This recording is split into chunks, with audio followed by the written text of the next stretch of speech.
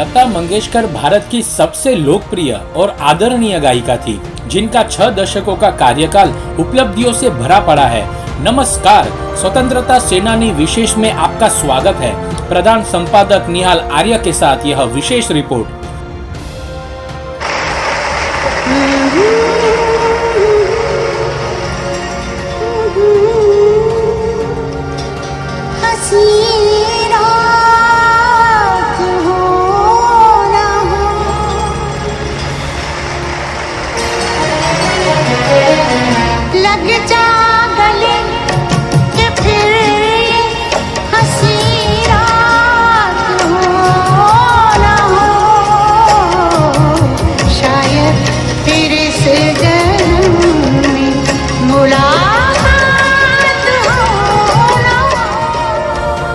विश्व एवं भारत की प्रख्यात पार्श्व गायिका तथा भारत रत्न से सम्मानित हस्ती आदरणीय लता जी का जन्म 28 सितंबर 1929 को इंदौर जिला के इंदौर रियासत central India agency Brittany Bharat में हुआ, जो आज मध्य प्रदेश के नाम से प्रसिद्ध है। आदरणीय लता जी के माता का नाम शेवंती मंगेशकर एवं पिता का नाम दीनानाथ मंगेशकर था। आदरणीय लता जी के 4 बहन एक भाई थे। आदरणीय लता जी की बहनों का नाम कुछ इस प्रकार है: मीना खार्डीकर, आशा भोसले, उषा मंगेशकर एवं भाई का नाम हृदयनाथ मंगेशकर। लता जी का जन्म गोमंतक मराठा समाज परिवार में मध्य प्रदेश के इंदौर शहर में सबसे बड़ी बेटी के रूप में पंडित दीनानाथ मंगेशकर के मध्यम वर्गीय परिवार में हुआ। उनके पिता रंगमंच एलजी के कलाकार और गायक थे।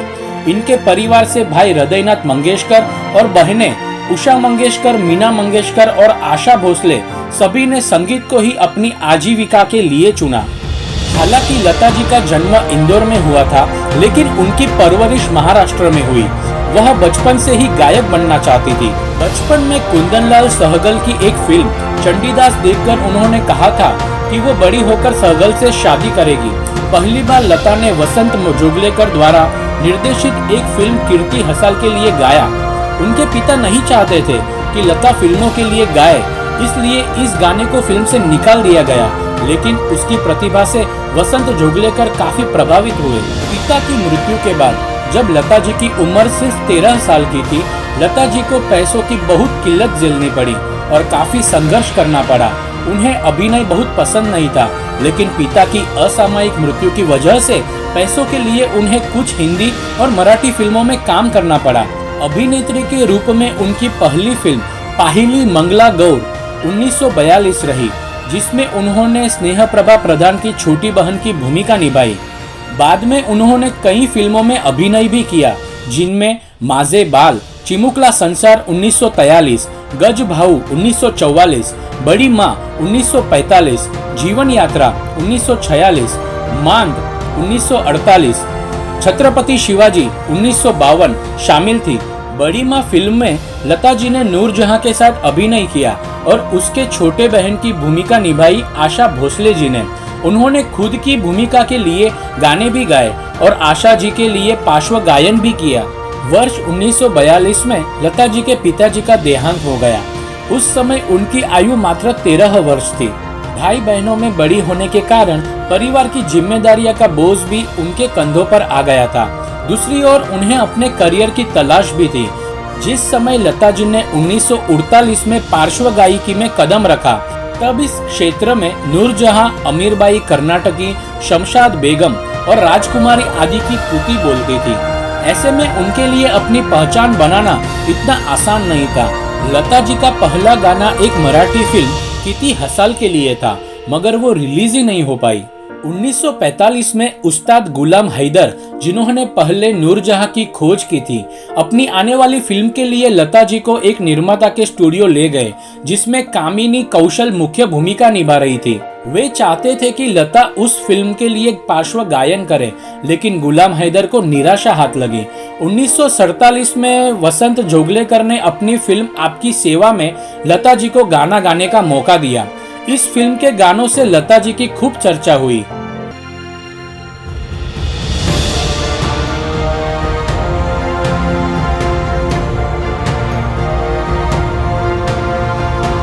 इसके बाद लता जी ने मजबूर फिल्म के गाने अंग्रेजी छोरा चला गया और दिल मेरा तोड़ा हाय मुझे कहीं का न छोड़ा तेरे प्यार ने जैसे गानों से अपनी स्थिति सुधर की।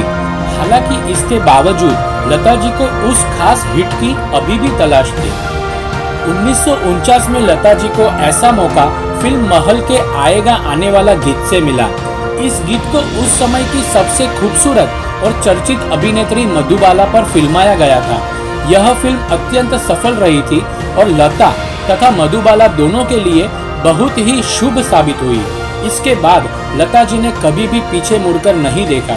आइए अब बात करते हैं आदरणीय लता जी के जीवनी के बारे में कुछ विशेष जानकारी के साथ। पिता दीनानाथ मंगेशकर शास्त्रीय गायक थे। उन्होंने अपना पहला गाना मराठी फिल्म तिथी हसाल कितना हंसोगे 1942 में गाया था।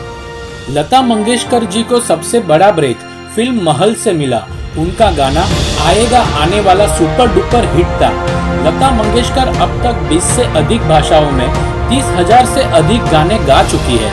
लता मंगेशकर जी ने 1980 के बाद से फिल्मों में गाना कम कर दिया और स्टेज शो पर अधिक ध्यान देने लगी। लता जी एक ही मात्र ऐसी जीवित व्यक्ति है जिनके नाम से पुरस्कार दिए जाते हैं। लता मंगेशकर जी ने आनंद धन बैनर तले फिल्मों का निर्माण भी किया है और संगीत भी दिया है। यहाँ पर गर्व करने वाली बात यह है कि संगीत का सम्मान करते हुए वह हमेशा नंगे पांव गाना गाती थी। आइए अब बात करते हैं लता जी को मिले हुए कुल पुरस्कार के बारे में। फिल्म फेयर पुरस्कार 1958, 1962, 1965, 1969, 1993 और 1994। राष्ट्रीय पुरस्कार 1972, 1975 और 1990। महाराष्ट्र सरकार पुरस्कार 1966 और 1967। 1969 पद्म भूषण।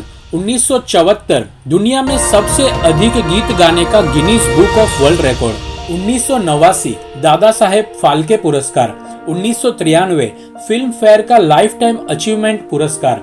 1996 स्क्रीन का लाइफ टाइम अचीवमेंट पुरस्कार।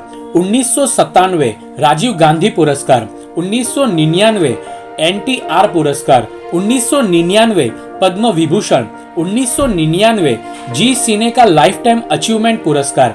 2000 IIAF का लाइफ टाइम अचीवमेंट पुरस्कार।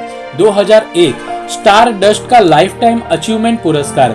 2001 भारत का सर्वोच्च नागरिक सम्मान भारत रत्न। 2001 नूरजहां पुरस्कार। 2001 महाराष्ट्र भूषण। उक्त इतने पुरस्कार से सम्मानित किया गया आदरणीय लता जी को 6 फरवरी सुबह 8:30 बजे जैसे ही लता जी के निधन की खबर सामने आई, वैसे ही सारे देश में शोक की लहर दौड़ पड़ी। आखिर शोक हो भी क्यों ना, भारत देश ने अपनी एक बेटी को जो खोया, उनके शरीर के कई अंग खराब हो गए थे। उनका इलाज काफी दिनों से डॉक्टर प्रतीत समदानी ब्रिज कैंडी अस्पताल मुंबई में चल रहा था। आदरणीय लता जी कोरोना संक्रमित भी थी। आदरणीय लता जी के निधन के बाद प्रधानमंत्री के द्वारा दिया गया ट्वीट उनके ही शब्दों में, मैं शब्दों से परे पीड़ा में हूँ। दयालु और देखभाल करने वाली लता दीदी हमें छोड़कर चली गई है। वे हमारे देश में एक खालीपन छोड़ गई है जिसे भरा नहीं जा सकता। आने वाली पीढ़ियां उन्हें भारतीय संस्कृति के एक दिग्गज के रूप में सदा याद रखेगी। आदरणीय लता जी के निधन के बाद भारत देश की जनता के साथ साथ कई दिग्गज नेताओं ने और कई बड़ी बड़ी हस्तियों ने सोशल मीडिया, फेसबुक, ट्विटर एवं व्हाट्सएप स्टेटस के जरिए अपना अपना शौक व्यक्त किया। लता जी के जन्मदिन पर प्रधानमंत्री के द्वारा की गई बातचीत जो आप सबको आगे बढ़ने की प्रेरणा देगा। तो आज के लिए बस इतना ही। ऐसे ही अधिक नई नई जानकारियों से जुड़े रहने के लिए हमारी चैनल को शेयर कीजिए, सब्सक्राइब कीजिए, लाइक कीजिए और कमेंट कीजिए। धन्यवाद।